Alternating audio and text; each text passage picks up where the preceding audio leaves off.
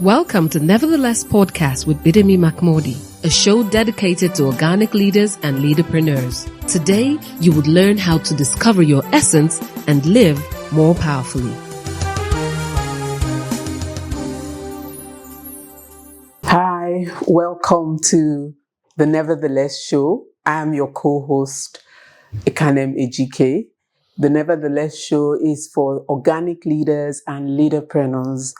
And last week, BMM spoke to us about who an enemy is and the different types. And this week, we are just waiting to get into it. Why do we need an enemy? So BMM will be sharing with us why we need an enemy. Please stay with us, and it promises to be very, very revelatory. BMM. Hi, Ekanem. Thank you for showing up again. Hello, everyone. It's the NeverTheLess show. This is week 2 in the series, The Necessity of an Enemy. And yes, today we're progressing the conversation from last week. Last week, we looked at who or what is an enemy. And we did say that there are 2 predominant kinds of enemies. The enemy who love us. And because of that, they don't want us to get in trouble. So inadvertently, they stand in our way of becoming. And the enemies who don't love us, they don't like us, and they do everything to ensure that we don't get where we need to go. There is a key difference between these 2 kinds of enemies. And then the key difference is the one who doesn't love us tends to see the value in where we're headed more than the one who loves us. Somehow, maybe because they are not emotionally invested, they tend to see more that there is value where we're headed. And that's why they do everything that they can to stand in our way. We talked about how to deal with those enemies, how to ensure that we're people who are stable so that the ones that love us can understand why we're insisting on going in a certain direction. And we talked about the fact that we also need to be able to speak up where someone we love is the one that is standing in our path.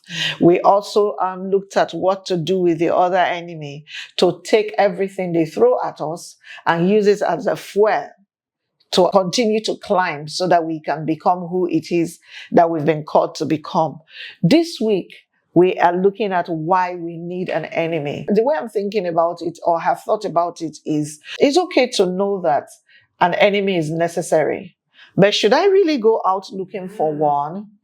Why do I need to do a whole podcast that people need to look out for their enemies, not so that they can run away, but so that they can embrace that enemy? So that's a conversation that we need to have. Is there any value that, why do I need an enemy? Is there any value that exists in having an enemy? Actually, by the way, there's a book with the same title, The Necessity of an Enemy, and it is a book written by a man I respect, Pastor Ron Carpenter. And in that book, he tells the story of how he set out, they were a young, growing, and vibrant church, and they set out to help that community, their church community, with housing, affordable housing. What they didn't realize is that the person who was selling them this idea about affordable housing and was taking money from all kinds of people was a scam artist. Until the bubble burst, and all of a sudden he had endorsed someone who from the beginning set out to scam him and the members of their congregation. And he talked about how the police came and how it was such an embarrassment, how, the news agencies came. The church that a few weeks ago was an upwardly mobile church where everyone was, a pillar of the society and everyone was excited about, became the church that everyone started to talk about as the church that was full of scam artists. The funny thing is that this person who perpetrated this crime indeed was not even a member of the church. And so it became a mess, and that's how, it became going to the police station every day and all of that. And he said one day he sat down, he was really wailing, and he was saying to himself, why? And he heard that, why not you? Because sometimes when we find ourselves in the place of an enemy, or an enemy is confronting us, we tend to be those people who wallow, we get into self-pity, we begin to wonder why the devil came for us, rather than to sit there and wonder if God is God of my life, if God is part of my journey, if God is the one that has orchestrated my journey and I find myself here, could it be that there is something of value that the enemy has that he can deliver to me through this process? He said the moment he got that, he became that person who woke up and decided that even if he doesn't understand why this has had to happen, he was going to submit it to God and allow God to use it. And that's why when we want to think about why do we need an enemy, we need to open our eyes and look around us. Some of the things that I will share with us today are not things that are hidden. They are things we see every day, but because we get so enamored or overwhelmed by the fact that there's an enemy at our door, we refuse to see that sometimes an enemy is a blessing. Do you understand that? So what we're trying to unveil today is the many ways that the enemy can be a blessing if we will let him. Now, please don't forget that the idea is you are submitted to God in the process. Your ways are right before God. And you'll be like, I thought this was a podcast. Yes, but we are Christians. I'm a Christian, and you know I don't make any apologies about that. I am very convinced and confident that the way to get through most of the things that life throws at me is to ensure that I'm in right standing with God. So we're not talking of the enemy that you went to open the door by your sin to come in. We're not talking about the enemy that, whatever they're accusing you of, you are culpable. We're not talking of those kinds of enemies.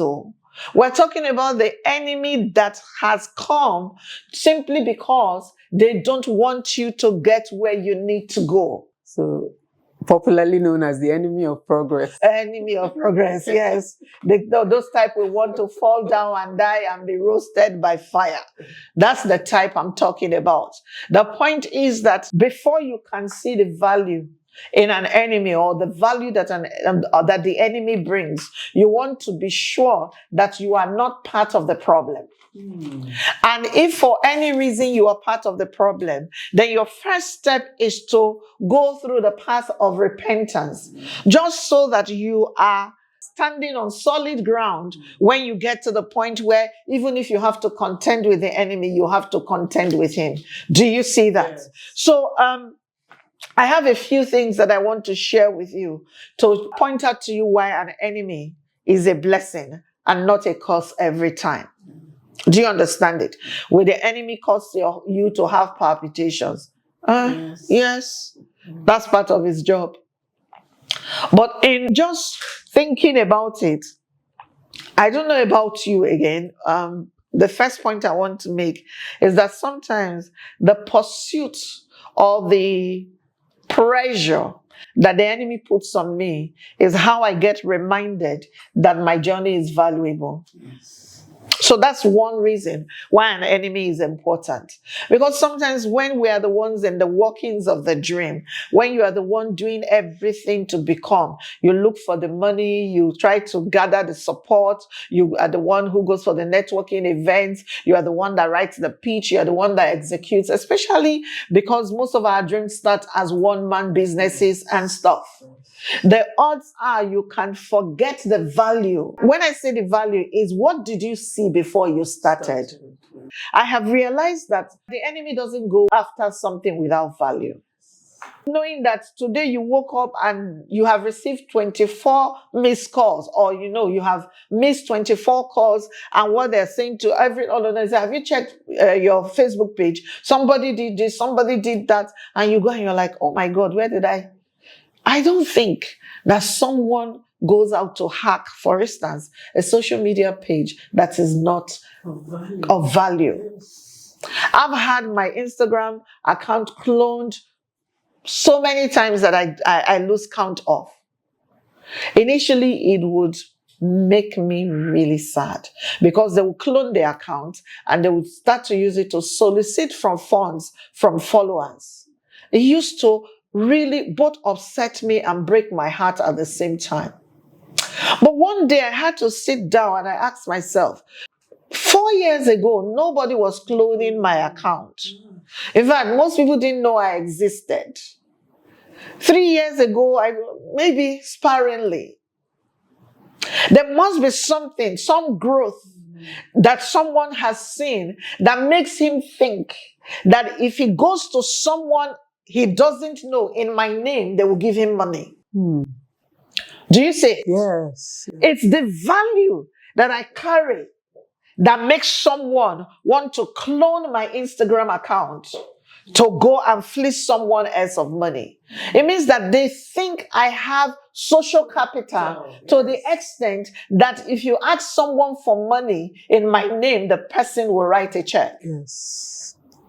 The moment I arrive at that, I had peace. No, of course, it didn't mean that I'm now rejoicing that people clone my accounts, but I can see how their mind is working, because now I'm persuaded that what I'm doing matters, that what I'm doing makes impact. They actually are the ones that have announced to me that there is money where I'm at. So should I ever come to the point where I want to dig for value, they have pointed me in the direction where value is. Do you see it? But they weren't nice people. Because if you can go to that extent of being able to clone my account and everything, you could as well have started your own account and then try to grow it. And just to grow the influence as well. Because what's the thing that brings one to the place of influence is value.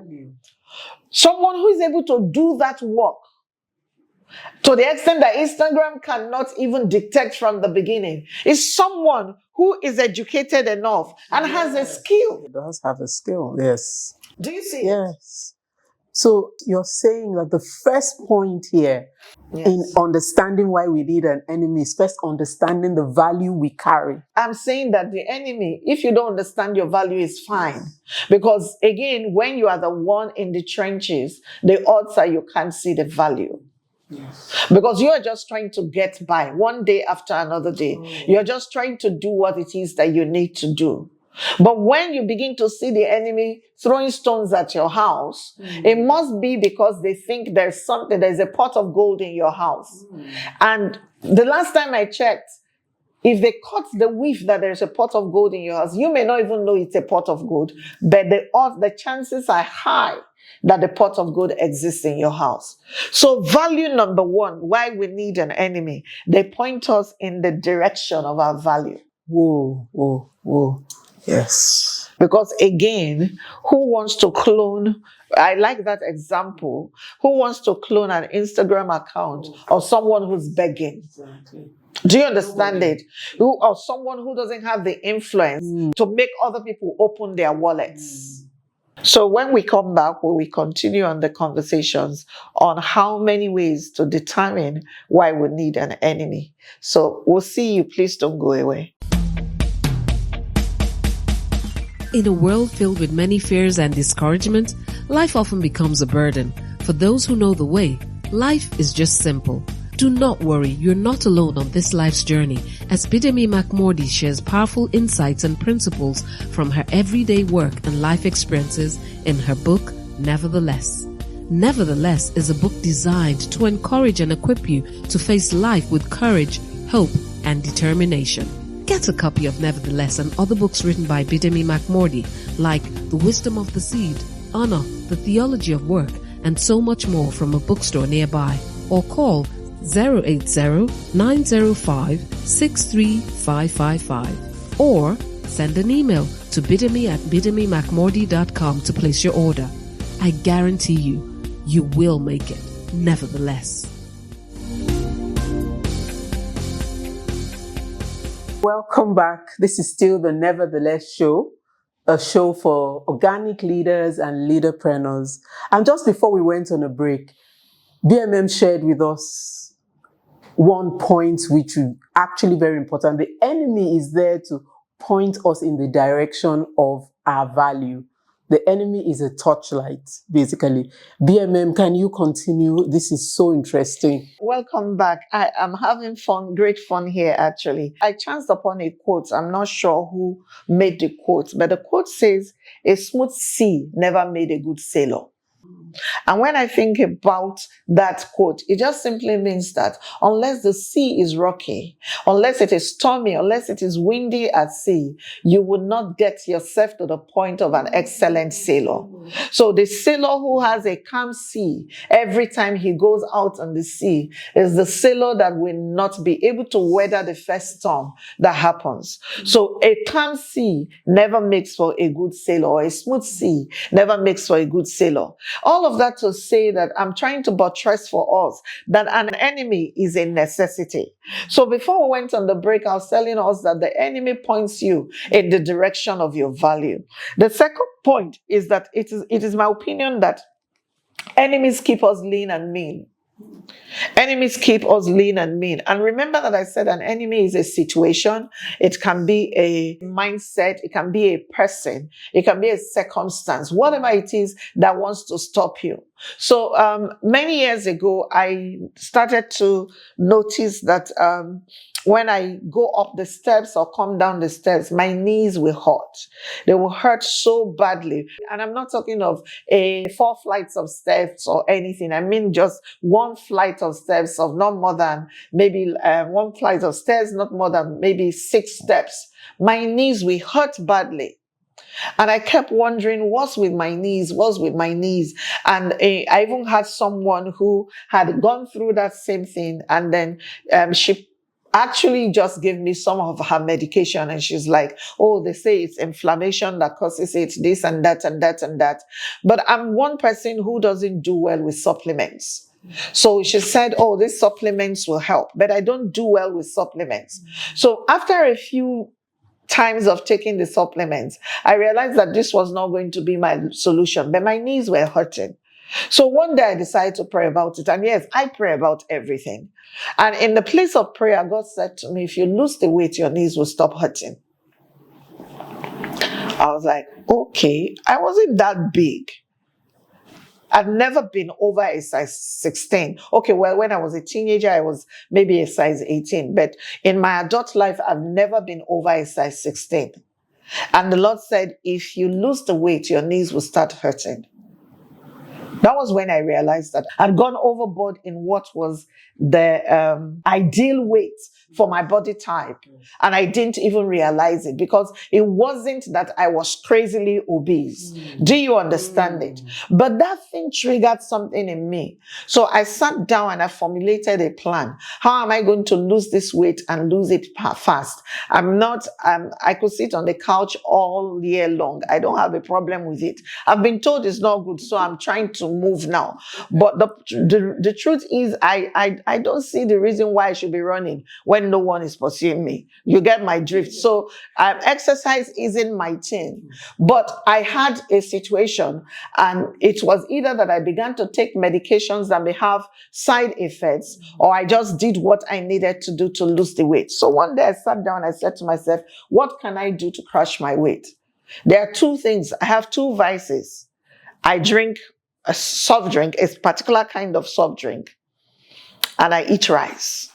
I love rice. Want it white rice, red rice, orange rice, blue rice. Just give me rice. I can eat rice. If I were the eating type 3 times a day, I can eat rice 3 times a day, 7 days a week, all year round. I have no problem.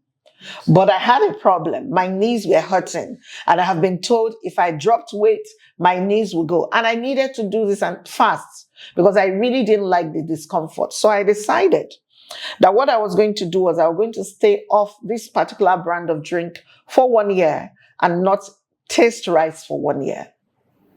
And I went through 1 whole year, not a grain of rice went through my lips.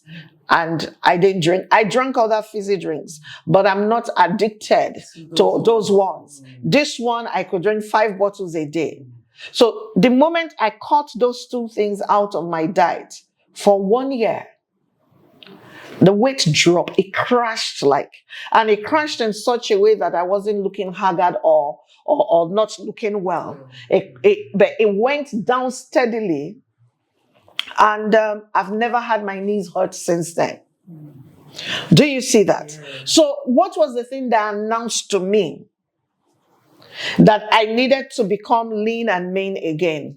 It was the enemy. This was an ogbonge, as we say, internal enemy. This was not an enemy outside of me. It was my body rebelling against my lifestyle. Wow.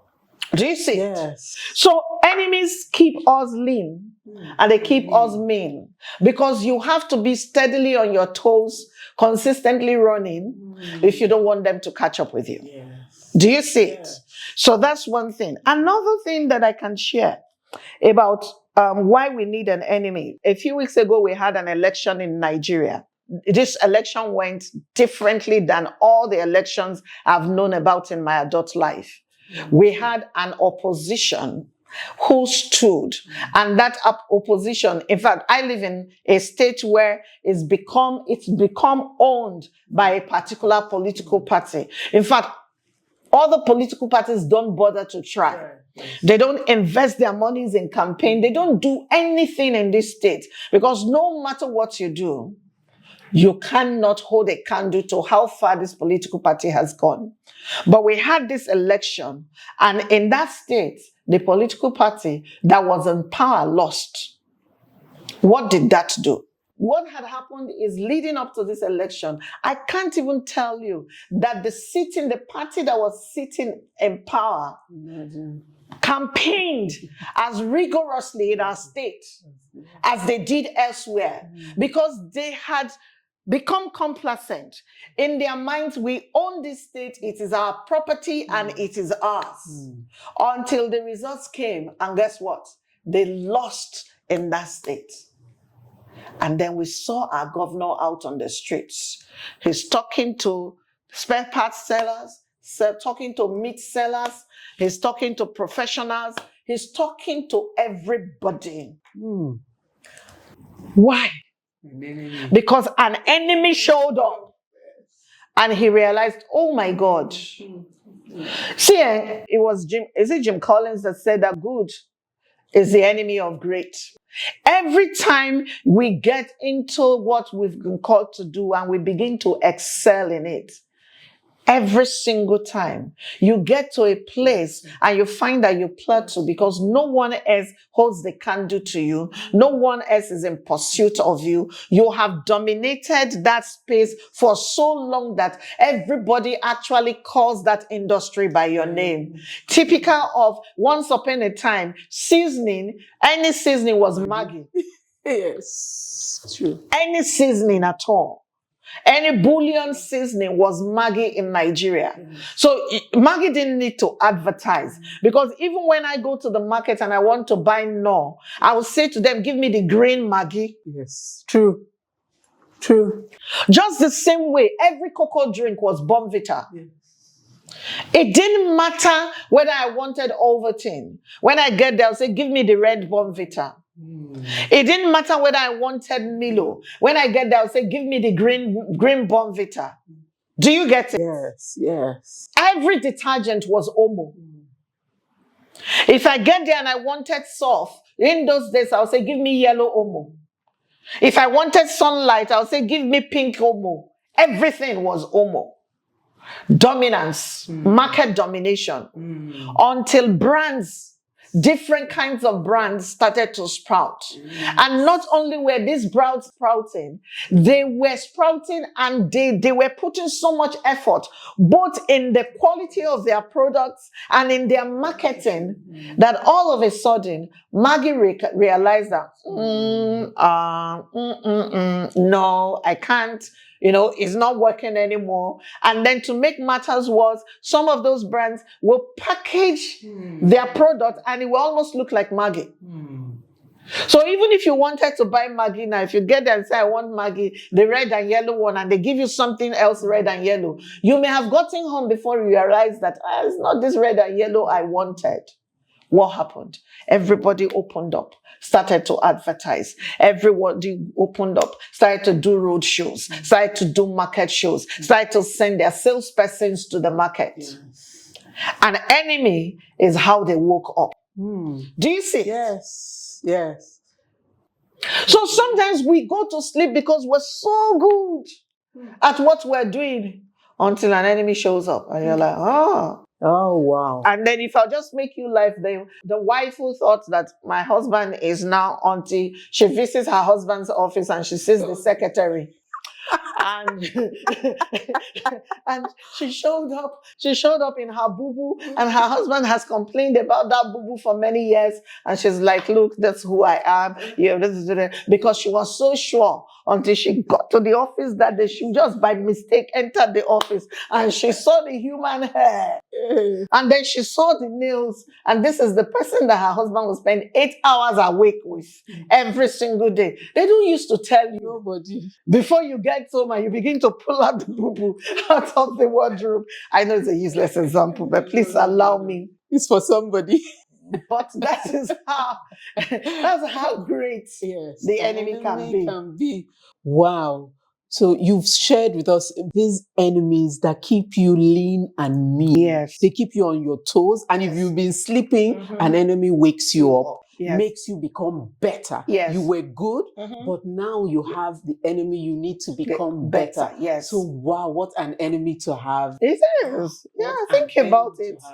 Think about it. What a revelation. So it's time to go on a break. We'll be right back and we'll continue to look at the reasons why we need an enemy. God bless you. In a world filled with many fears and discouragement, life often becomes a burden. For those who know the way, life is just simple.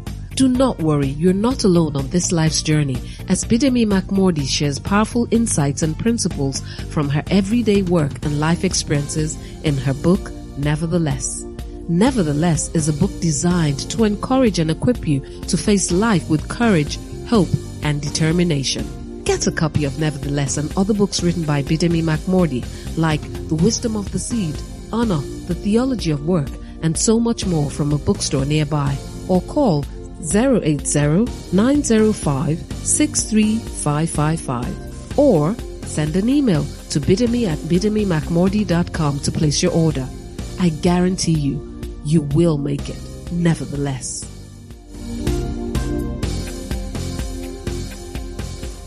Welcome back to the NeverTheLess show, a show for organic leaders and leaderpreneurs. It's been such an exciting episode or series. You know, before we went on a break, BMM shared with us reasons why we need an enemy. An enemy, in fact, you know what? I woke up with what she shared. An enemy wakes you up. An enemy keeps you lean and mean. Wow, I just never realized that. So we have so much more to hear from BMM concerning why we need an enemy. Welcome back. This conversation is so much fun. But remember that I had said that a smooth sea never made for a good sailor. So the point is that sometimes the things that make us stand on our toes are the things that make us grow taller. That's the conversation that we're having. And before the break, I was showing us ways that enemies are useful, that not everything about the enemy is bad. Sometimes, depending on your perspective and how you choose to look at it, what filter with which you look at it from, you are able to see that the enemy can be a value add rather than a minus. So we'll quickly go to the fourth reason why an enemy is important on our journey. An enemy keeps us accountable. Accountable. You know, so when I was preparing for this show, I had to research opposition. And I found that opposition was a word that was used mainly in politicking. Some of the research that I did, that sometimes the government of the day will pay opposition groups just so that the opposition, they will fund them. They'll make sure that there is money in somewhere, within the government where that funds opposition groups, just so that the opposition group keeps them on their toes. holds them accountable. It's the reason why when someone is running, for instance, for a position of power in civilized economies, there will be a manifesto. The manifesto is the document you put out that says, this is what I want to become with you. And so if I begin to derail from this, you can call me to order. I find that those who are our friends find it difficult sometimes to call us to order, especially when in situations of opposition. For instance, they are also beneficiaries of our misbehavior. I mean, think about it. The one who you gave it has been awarded the contract and has not executed it 100%, but has been paid 150%. What moral authority does that one have to talk about another thing that the one who is awarding the contracts is doing wrong?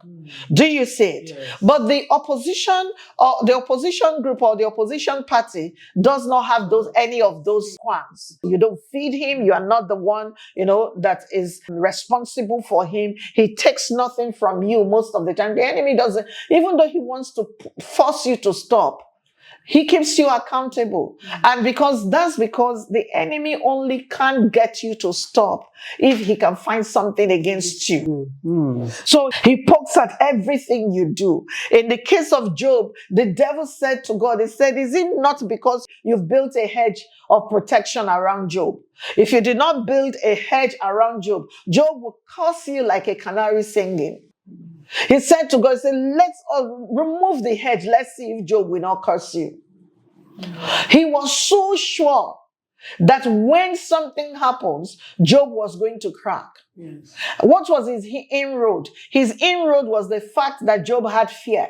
Because every time Job's children will go off to party or do anything, Job will be on his face repenting on their behalf before they showed up. Job already had something that he wasn't sure of. And that is where he slipped in through. Do you see it? Yeah. They keep us accountable every single time when I think, because my work somehow puts me, I don't know if that's the right expression, but it puts me in the face of a few people. When I think about I'm about to misbehave and I realize that my life is not as private as I think it is, it keeps me accountable. If there were no enemy, only God knows what we will be doing. Accountability. Yes. Because a lot of us in our becoming will claim that we have accountability partners. I have accountability partners and I know how they push me. But I also know how to push back. When I really don't want to do it, no matter what they say to me, I will send something. Yeah. So. And then we will laugh because we're friends. But when an enemy says, I am going to expose this thing, I'm going to do this, you want to check your processes properly. Because really, do you want to give them ammunition against you? Of course, we don't want to give them ammunition against us. So what do?